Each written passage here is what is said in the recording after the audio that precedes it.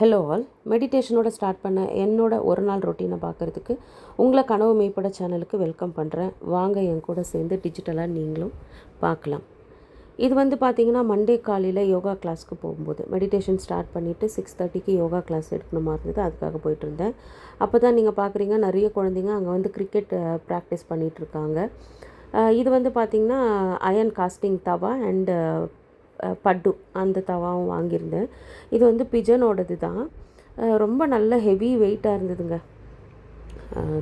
அது நல்லா சாப்பிட்டா தான் தூக்க முடியும் போல் அந்தளவுக்கு இருந்தது. அதை நான் எல்லாம் வாஷ் பண்ணி எல்லாம் எடுத்து ரெடியாக வச்சிட்ருந்தேன். முந்தின நாள் சாட்டர்டே சண்டே எனக்கு ரொம்ப ஹெக்டிக்காக இருந்ததுனால நான் எதுவும் ப்ரிஃபர் பண்ணவே இல்லை முன்னாடியே.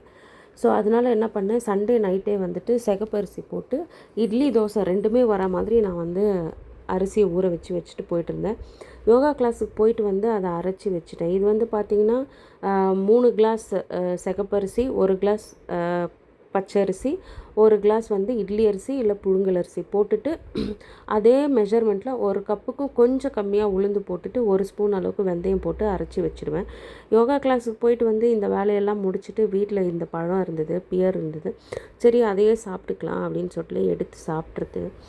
துணி எல்லாமும் போட்டுட்டேன், மிஷினில் போட்டுட்டு சரி இந்த பக்கம் இந்த வேலையெல்லாம் ரெடி பண்ணிக்கலான்னு இதை ஸ்டார்ட் பண்ணிட்டேன். என்ன தான் நம்ம ஆக்டிவாக வேலை செய்யணும்னு நினச்சா கூட அன்றைக்கி மைண்டு என்னமோ போல் இருந்தது அன்றைக்கி. இது 3 டேஸ் கழித்து தான் நான் வாய்ஸ் ஓவர் கொடுத்து போடுறேன். உங்களுக்கு அப்போவே தெரியும் என்னோடய வாய்ஸில் இருக்கிற சேஞ்சு. லைட்டாக ஃபீவர், த்ரோட் இன்ஃபெக்ஷன் மாதிரி இருந்தது. அன்றைக்கெல்லாம் பார்த்தீங்கன்னாக்கா நான் ஒரு 20 நிமிஷம் சைலண்ட்டாக உக்காந்துட்டேன். ஏன் இப்படி இருக்குது, ஏன் என் மைண்டு ரொம்ப லேசியாக இருக்கா, என்ன நம்ம இன்டர்வியூஸ் கொடுத்துட்ருக்கோம், இன்னும் சரியாக நம்மளுக்கு வேலை எதுவும் செட் ஆகலையா, இல்லை நம்ம கரெக்டாக சூஸ் பண்ணாமல் நெக்லெக்ட் பண்ணுறோமா, எந்த இடத்துல நான் தப்பு பண்ணுறேன் அப்படின்ற மாதிரி யோசிச்சுட்டு நான் சைலண்ட்டாக உக்காந்துட்டேன். கொஞ்சம் நேரம் துணியெல்லாம் காய போட்டுட்டு நம்ம ஒரு 20 நிமிஷம் நம்மளுக்காக வைக்கிறதோ இல்லை சைலண்ட்டாக எதுவுமே பண்ணாமல் மைண்ட் ஆஃப் ஆகிருக்கும்போது உட்கார்றதோ தப்பே கிடையாதுன்றது என்னோடய கருத்து. அதை நம்ம பெருசாக ஐயோ நான் தப்பு பண்ணிட்டேன், 20 நிமிஷம் வேஸ்ட் பண்ணிட்டேன்ற மாதிரி யோசிக்கக்கூடாது. ஏன்னா இந்த வேலையெல்லாம் நம்ம செஞ்சுட்டே தான் இருக்கோம். அதையும் மீறி நம்மளுக்கு இந்த மாதிரி யோசனை வருதுன்னா நம்மளுக்கு பிடிச்சதில் மனசை கொஞ்சம் டைவர்ட் பண்ணணும். அப்படி தான் உருளி டெக்கரேஷன் பண்ணுறது, இந்த வீட்டில் கோலம் போடுறது, அதெல்லாம் எனக்கு கொஞ்சம் பிடிச்ச வேலைங்க. பெயிண்டிங் பண்ணுறது, கிளாத் பெயிண்டிங் பண்ணுறது, இதெல்லாம் கொஞ்சம் பிடிக்கும். சரின்னு சொல்லிவிட்டு அப்போ உருளி டெக்கரேட் பண்ணலாம். ஏன்னா அதுவுமே கொஞ்சம் பூக்கள்லாம் வாடிட்டு இருந்தது. அதை எடுத்து வச்சுட்டு ரெஸ்ட்டு நம்மளுக்கு ரொம்பவே மஸ்ட்டு. நல்லா இருக்கு இல்லையா, ரெஸ்ட்டு மஸ்ட்டு, ரைமிங்காக வந்துருச்சுங்க. ஸோ அதை அழகாக எடுத்து உருளியெல்லாம் ரெடி பண்ணி வச்சுட்டு நானுமே சரி மத்தியானத்துக்கு என்ன சமைக்கலாம் அப்படின்னு யோசிக்கும்போது திடீர்னு ஒரு யோசனை. இங்கே கர்நாடகாலெலாம் பார்த்திங்கன்னா வாங்கி பாத்துன்னு சொல்லுவாங்க. அதை கத்திரிக்காய் வச்சுட்டு பண்ணுவாங்க. உருளி எப்படி இருக்குது, நல்லா இருக்கா? அதை வாங்கி பார்த்து கேரட்டு அண்ட் கேப்சிகம் போட்டுட்டு செய்யலாம். நீங்கள் அதில் பாருங்கள், ஒரு கேப்சிகம் மேலே பெருசாகவே போட்டிருப்பேன். அந்தளவுக்கு மைண்டு டிஸ்டர்ப்டாக இருந்தது அன்றைக்கி.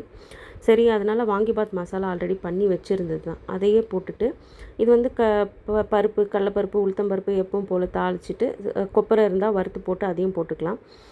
எல்லாம் போட்டு செஞ்சுட்டு சாதம், தயிர், ஊறுகாய் இதோடு தான் வச்சாச்சு. மத்தியான சாப்பாடு இவ்வளோ தான்.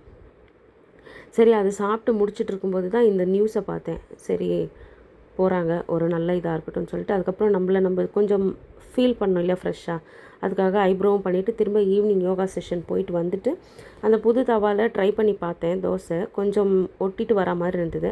அதனால் நான் அதை நல்லா எடுத்து வாஷ் பண்ணி திரும்ப வச்சுட்டு சீசனிங் பண்ணி எண்ணெய் தடவி வச்சுட்டு பழைய தவாலே இதையும் போட்டுட்டு மத்தியானம் எக்ஸ்ட்ரா இருந்ததுலேயே கொஞ்சம் எல்லோரும் ஷேர் பண்ணி சாப்பிட்டுட்டோம்.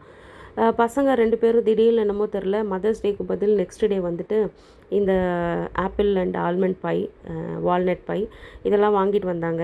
ரொம்ப நல்லா இருந்தது. இந்த வீடியோ உங்களுக்கு பிடிச்சிருக்கான்னு சொல்லுங்கள். சப்ஸ்கிரைப் பண்ணுங்கள், லைக் பண்ணுங்கள், ஷேர் பண்ணுங்கள். Thanks for